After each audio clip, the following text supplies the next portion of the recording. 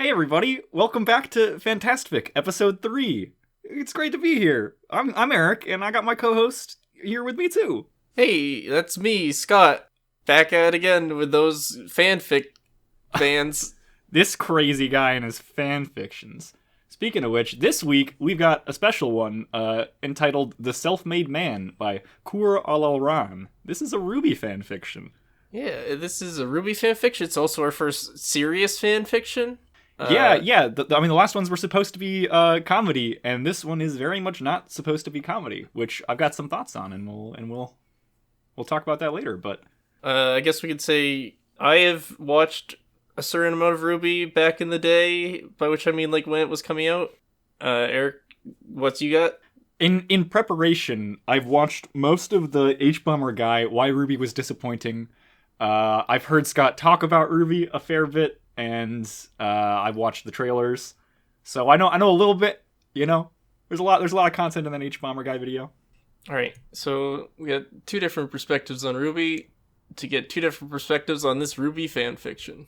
Yeah, let's start off with a note from the author before the story starts. He says, "Here's the new story for the Thursday slot," which, you know, this guy is also, to be clear, this author is prolific. Which we'll talk about more later, I guess. But man, the Thursday slot of RWBY fanfiction he's talking about.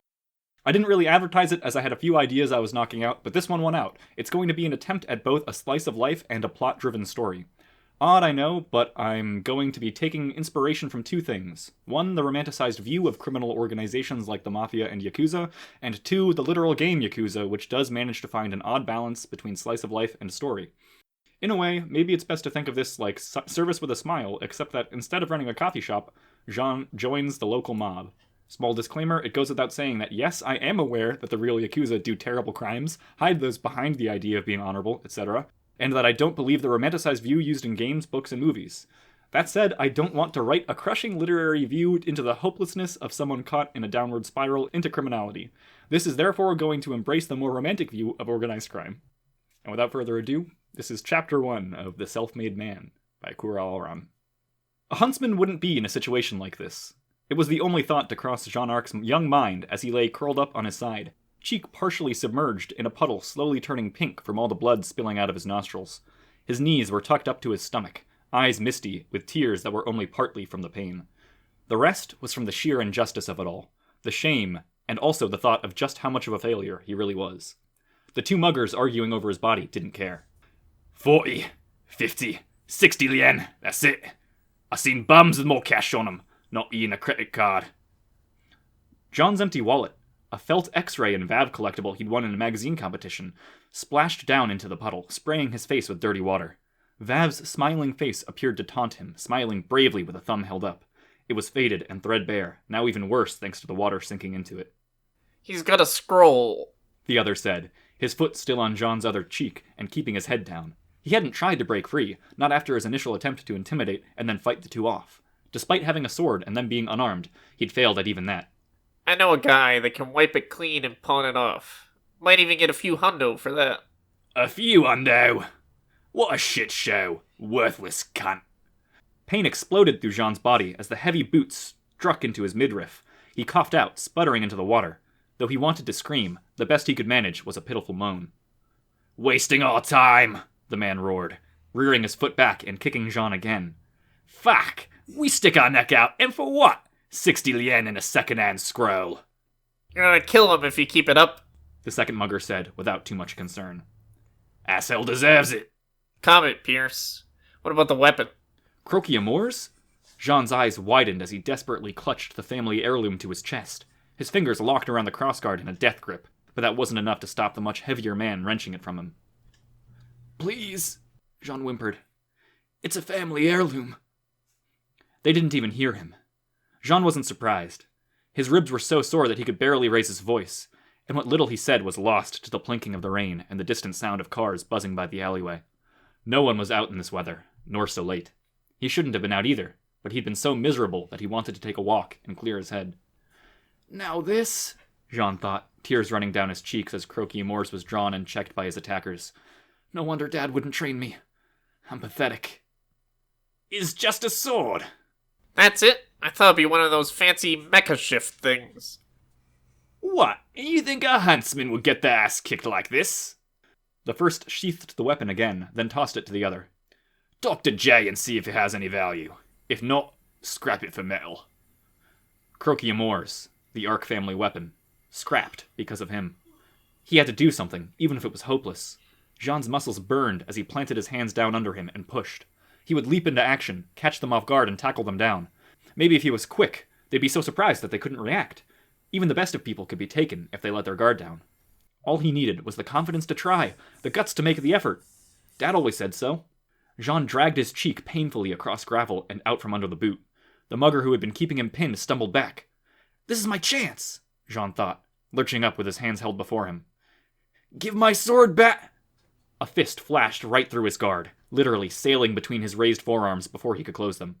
There was no time for fear, only the sickening crunch of bone and cartilage, and the cold embrace of concrete once more. The world didn't stay still. Vale's sky twisted and spun as he stared up at it, the rain seeming to cycle down onto his face, like it was coming down a swirly slide. His face felt numb. Damn, feels like I cracked my knuckles. Whatever. Meet back up at the tap after you plumbed it. Sure thing. Let's get out of here before Hay finds out what we're doing. I told you, the Jaune are done. They're finished. And who? A deep voice boomed threateningly. Did you hear that from? Dizzy as he was, Jaune's head still fell to the side, looking toward the mouth of the alley. He hoped for a savior, an officer, or a huntsman, but what he received was a man who looked like he'd been through the same ordeal Jaune had. The man was tall and broad, arms crossed over a wide chest. His black suit trousers and waistcoat over a white shirt might have made him look intimidating in any other scenario. His face gave it away. A black eye had swollen over the left side of his face. His left cheek was red and raw, as if someone had struck him with a burning hot piece of metal. If that wasn't enough, he was clearly favoring his right side and hunched over at the shoulder. The man dressed smart, but looked a mess. Just like me, Jaune thought dully. The muggers elbowed one another and stepped over Jaune's body to present a united front to the new man. The larger one cracked his knuckles, while the smaller one unsheathed Croquis-Amours and waved it menacingly in the air. Well, well, well, if it isn't Junior. Heard you and yours ran into a bit of trouble of late. This territory belongs to the Jaune clan, the so-called Junior replied calmly. He unclasped his arms and reached into his pocket, drawing out a pair of black gloves that he slowly worked his fingers into. All those in it are under the clan's protection. You know the punishment for coming into our territory and causing trouble? Give the kid his stuff back, and we can go our separate ways. And if we don't? The gloves creaked as Junior flexed his fingers. You know how it goes. They must have. The two men looked at one another, the smaller one nervous, and the larger one drawing a deep breath before squaring his shoulders. Fuck off. The Jaune clan's down and out. Don't think we didn't hear all about your muck-up. Your whole gig got wrecked up by a little girl. You can't look after yourselves, so what makes you think you can stop us? Yeah. Croquis-Amours whistled in the air as the smaller man swung it. You're old news, Junior. Crawl back to your hole and rot. These streets are free game. Junior spat to the side and reached into his pocket one last time, removing a shiny pair of red shades that he set upon his nose, covering his eyes. They glinted in the light from the nearby street lamps. You were warned. He rushed forwards. The muggers swore, and Jaune stared in awe, unsure why a man would charge into two others unarmed, especially when one had a sword. Junior's black shoes cracked down on the pavement as he hurtled in. We warned you, the biggest mugger roared. Get him! The same meaty fist that had knocked Jaune for 6 went screaming in toward his savior's face. The man hardly reacted, only to slam his left foot down and draw his right shoulder back. It was enough to send the fist sailing by. At the same time, he touched one gloved hand to the man's elbow, guiding it along before hooking his other hand under, moving his right foot in and jutting his hip against the man's stomach. With a lurch and a sudden cry, Junior pulled the man around his body and over his outstretched leg, half a trip and half a throw, sending the much bigger man splashing down into a puddle. Croquis-Amours came in with an accompanying battle cry as the smaller man slashed down towards the suited man's shoulder. Jaune tried to cry out, a warning, but it didn't matter. Junior drew his feet back together and stepped swiftly to the left, dodging with ease. As the smaller man overextended, Junior brought both hands up and reared back, striking a devastating blow that caught the man's face and sent him tumbling through the air. Croquis-Amours clattered down on the floor of the alley.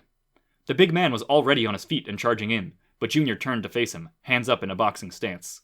He blocked 2 swinging haymakers and retaliated with a sharp and sudden jab, staggering the larger man. When the brute stumbled back, Junior pressed in, delivering a 1-2 punch that ended with an uppercut, throwing the large man back and leaving him out cold on the floor. Wait! The smaller man begged. We're sorry, Junior. We didn't mean to. Junior silenced him with a sudden kick, sweeping his leg over to strike the man's neck and send him spinning into the closest wall. He impacted with a crunch and then slid to the floor, moaning helplessly. In less than 2 minutes, both the muggers were down and out, unable to move as Junior walked up and knelt by the smallest, rifling through his pockets. Jaune stared at the man in awe. He was so strong, so skilled, and he'd done what he couldn't in a matter of seconds. Junior approached, shoes splashing down in the puddle. A powerful hand took his and hauled him up. The sudden change in height sent a wave of vertigo washing through him. He stumbled, 1 foot splashing down as he tried to catch himself. "Why?" he croaked. Something soft thumped onto Jaune's chest as he looked down. His savior was holding out a roll of bills, money taken from the wallets of the thieves. Jaune stared in confusion as it was pushed into the pocket of his hoodie. The Jaune clan apologizes for the inconvenience you've experienced this night, he said gruffly. He sounded annoyed. I hope this will be enough to settle affairs. Jaune stared dumbly down at the rolled up money. At least 300 lien, more than he'd had on him by far. He didn't know what to do. This man had come and rescued him from 2 people looking to rob him and leave him in an alley, recovered his belongings, and was now offering to pay him for the privilege? Jaune opened his mouth to ask what was going on, only for his legs to give way. The floor rushed in, but didn't strike him. 2 heavy arms caught him before he could hit the ground, supporting his weight as his eyes slid shut. Even now, he was still weak, still useless, unable to even thank his savior properly. No wonder Beacon rejected his application. Wow, what a story! What a good job from Coeur all around there. Really taking matters into his own hands here, huh? Hey, you really gave him the 1-2 of Yakuza meets RWBY. Really the big 1-2 to talk about. So, yeah, it's important to note that Scott picked up on this, but this fanfiction picks up directly after the yellow trailer for RWBY.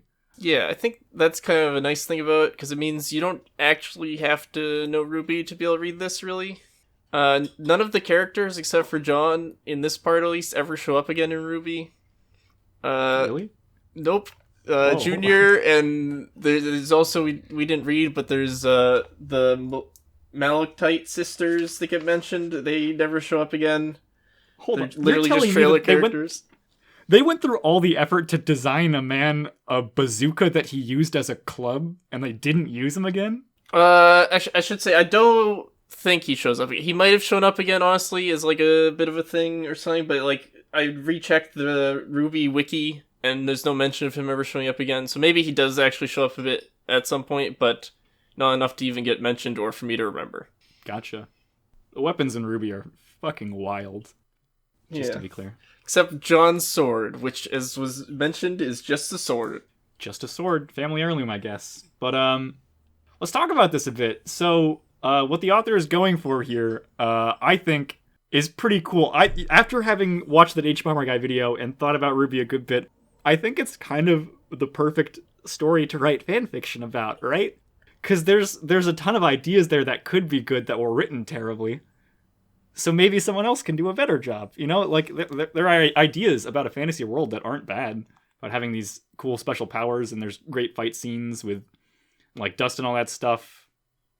Like, it feels a lot to me like working out of a pre-written adventure for D&D. That kind of makes sense. Yeah, I guess RWBY has a developed world, but not a developed plot, so you can do what you want. Yeah, and it also has, you know, these characters that have been molded out, but not enough that you can't do what you want with them. Yeah. And then, like, Jaune, you can just do what you want, because no one likes Jaune anyways, except whoever Miles or Carrie, whoever voices him. I think Miles. Miles, yeah. Except that goddamn self-insert. It's pretty crazy to me that the lead writers of this show were just like, let's make a character for each of us that will write into the story to date these girls that we wrote. Yeah. Although one of the characters is a main character, the other disappears after like season 3. Okay, phew, so good. That's on. But still, it's like, man, I didn't go to my high school prom. What if Yeah, that does kind of describe it. What if I just write one for me? It's wild.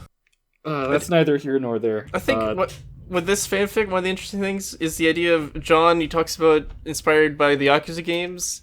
For the Yakuza games I know, the main character is usually more not like Jaune. They're more like already kind of a Yakuza type. So Sure. the idea of having a main character who starts out as not a civvy is kind of interesting, I guess. Right. Well, there's an arc in the show. Like, Jean's arc is like he cheated his way into Beacon. He shouldn't have been there. He's kind of like a lot weaker than these other people, so he's got to get tough so he can fit in among these people. And that's why I think that this concept is pretty cool, and I really like the line at the end of this scene that we read. No wonder Beacon rejected his application, because it's a very clear instance of one of the most distinct things a fanfiction can be, which is the plot if something else had happened, and this is the plot of RWBY if Jaune didn't get into Beacon. And instead, he's setting up this arc where Jaune isn't this superpowered ultra guy, but he still wants to be a self-made man. He still wants to be able to decide his own fate, hold his own with other people. So he ends up going down this Yakuza path instead of a huntsman path. I think it's just a different take on the Jaune improving himself arc that is very shonen and wasn't done great in RWBY. Yeah, they're doing that in a more interesting way. Yeah, I definitely like the idea of Jaune getting better by himself with some help rather than in the anime, which is kind of everyone helps him and says he's better. I don't know if that's gonna happen in this series though, because we read only the first chapter, so who knows? Yeah, but you might if you're gonna redo something about Jaune, you might as well start from the beginning for sure. And that's where it starts. It literally starts right after a trailer for RWBY. Oh, there was the weird. I think we could say that the writing in this is kind of weird. Yeah, it is. There's this one scene that we didn't get to where basically John's thinking to himself about how he's a failure and he's not gonna be a huntsman, and then Junior's like, "I'm not a huntsman." And he's like, "What do you mean?" And he's like, "Oh, you said that I was a huntsman. I'm not." And it's he never said that Junior was a huntsman. It's just kind of implied that he thought it out loud, but it doesn't say he said it out loud. So it's just kind of weird to figure out what's happening in the writing. Yeah, because it's you can tell by the way that the narration happens. We have an unreliable narrator like Catcher in the Rye and stuff, but it's not first person. Catcher in the Rye, RWBY Catcher in the Rye. No, but for real, the way that the narration happens is filtered through Jean's perception, but he just doesn't use first person. I think I noticed that kind of stuff. It's third person, but clearly just from Jean's perspective. Yeah, I get you. And yeah, so I imagined that part where as him not being in the right state of mind because of the pain or whatever and having been beat up, didn't realize that he said something, but you just can't set up this omnipotent narrator if they don't actually know everything or convey accurate information. Yeah, it makes it weird to read. Yeah. Other than that, I can tell why this fanfiction author is popular, and it's because they use a lot of adjectives. They spend a lot of time describing sensory details, which that's a good thing to do in storytelling. There's just a lot of it. I think there's one very funny point to me as well where let me find it. But dreams would not hold, and soon his world became that of stinging pain, cold air, and the constant TSCHH, ch of a broom sweeping up what sounded like shattered glass. That was the point where I realized, man, this guy just wants to put in all of the sensory details. Yeah, I do like the way he does the sensory details a bit. Like you said, it's more than... It's very easy to do sensory details of sound and sight, but he does a bit more with a lot of the pain, the feeling sensory details, and also the sound details are a bit different. Like you said, the glass sound, it's not usually the sound details are just dialogue. Yeah, or I hear the word crunch a lot, which I didn't as much here. It's a good technique to get into, just as a thing to check yourself to make sure you're doing. So one of the interesting things I think we could say is that in the notes at the end, I believe, or it was at the beginning, he says that he's already decided on the shipping pairs for this series. which is interesting. It's kind of suggests that he's making things to ship characters, which is fine and whatnot, but it seems a bit weird because that doesn't seem at all like you read this and you're like, oh yes, the shipping is coming. You don't. That's not what happens, you know. Yeah, I love the idea, and it's also in that note of, I can't do this ship because I already did that in another fanfiction. Yeah, This guy is prolific.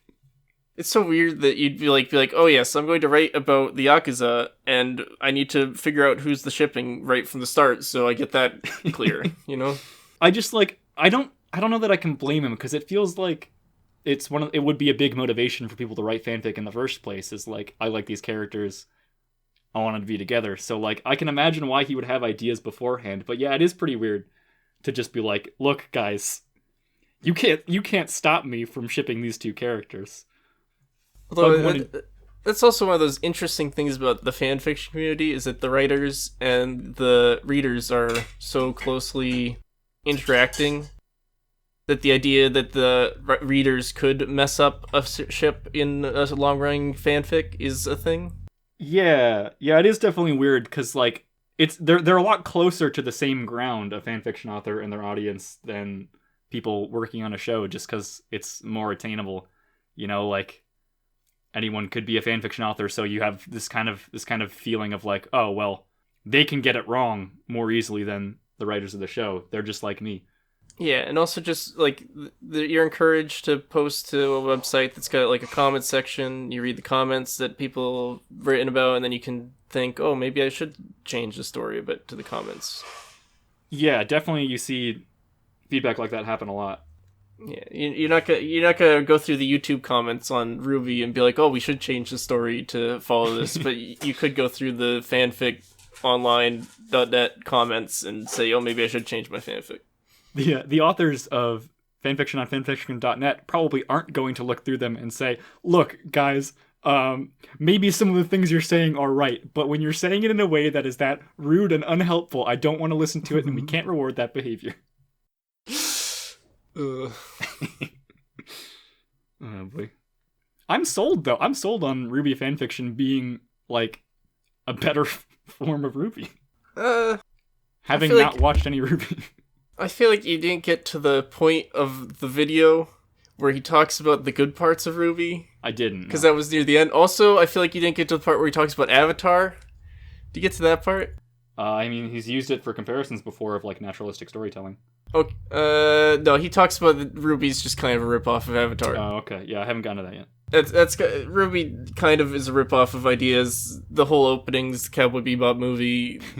There's a lot of later on. They're like, oh, there's avatars called the Four Seasons, and they reincarnate, and they have magic powers, and they can enter the not avatar state. So yeah, RWBY is kind of a fanfic series, both like in writing. You know, it's kind of a bit of a fanfic itself, and then you can write fanfic about it because the characters have good character designs, and that equals good character.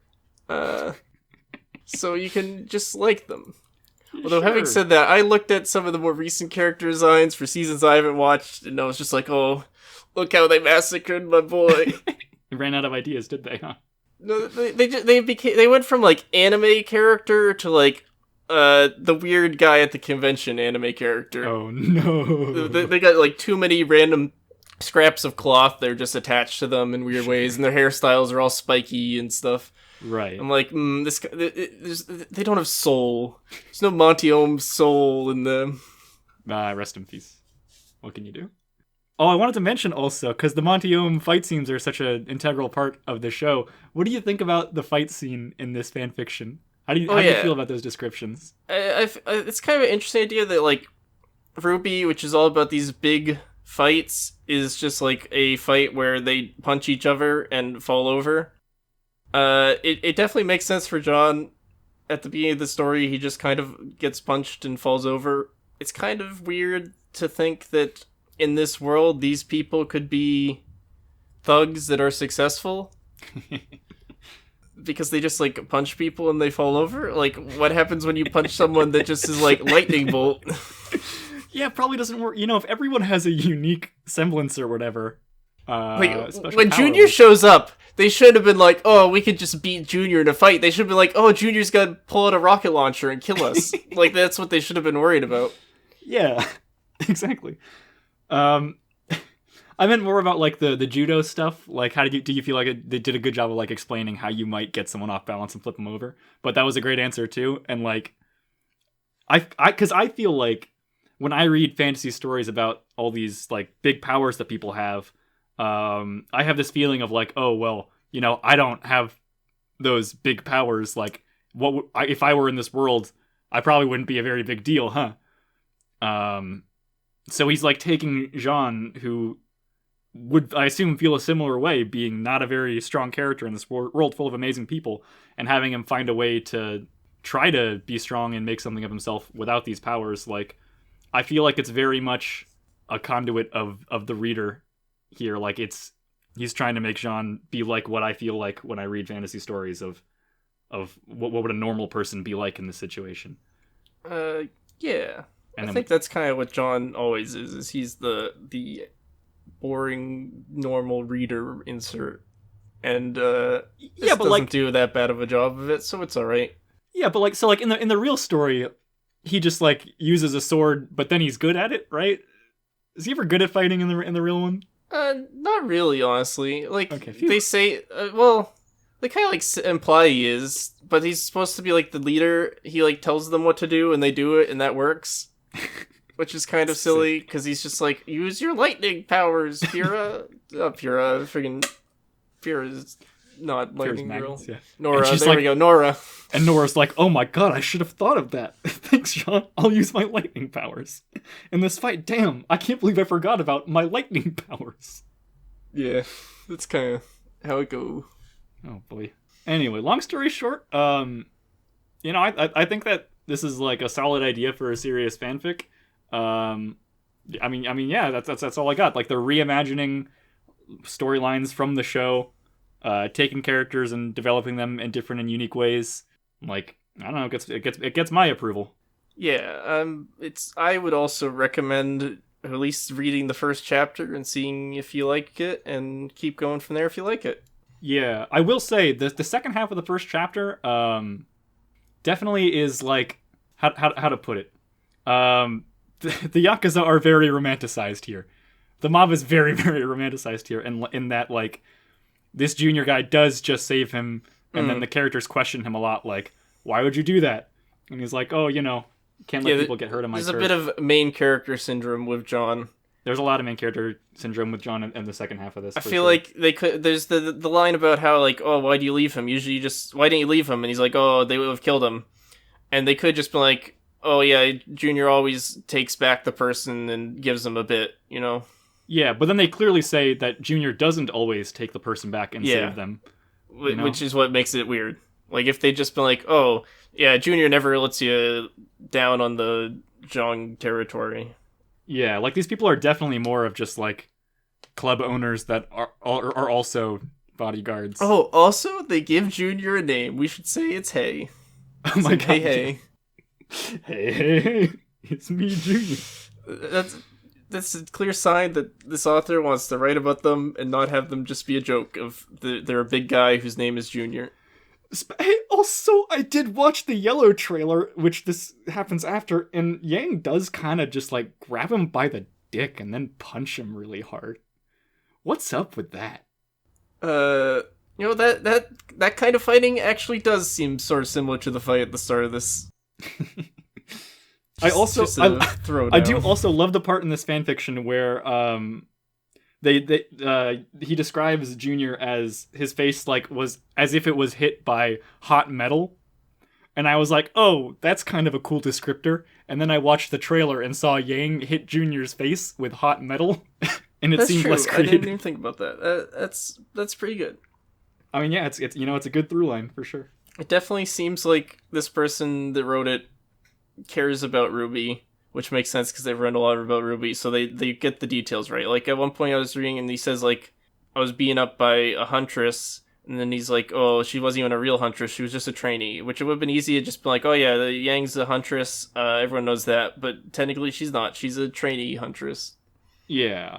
Like, this guy's practiced, he's written a lot, and I mean, I think he writes in the kind of way that, like, is easy for him to duplicate, in that, like, it's mostly filled up with details, and he's very, like, to the point with how he wants the tone to come through. Like, this is a story about Jaune being nothing and making himself into something, and everything that Jaune thinks is on that track, and everything that the other characters do is in relation to Jaune's goal here. Like, the other Junior's just like a big tough guy who's nice and great, and he's gonna be a great role model, and the other people are dutiful and loyal and good role models. There's a clear path here. The story's about one thing. Yeah. It's definitely gonna be about Jaune being a good guy and how you become a good guy. Yeah. Alright, so I guess on that note, we've kind of said what we need to say about the series. Yeah. Hey, thanks for listening, everybody. You know, I ended up consuming a lot more RWBY content than I had ever intended to in my life for this. And go for it. You know, if you ever have the chance to go back to the year 2013 and watch RWBY in high school, highly recommend. From what I can gather, if you ever have the chance to watch the Red trailer and be excited for the show before it comes out, it seems like a great opportunity. But hey, thanks to Coeur for writing this. Thanks for listening. It's been a blast reading and talking about this with you guys. So we'll catch you next time. Goodbye.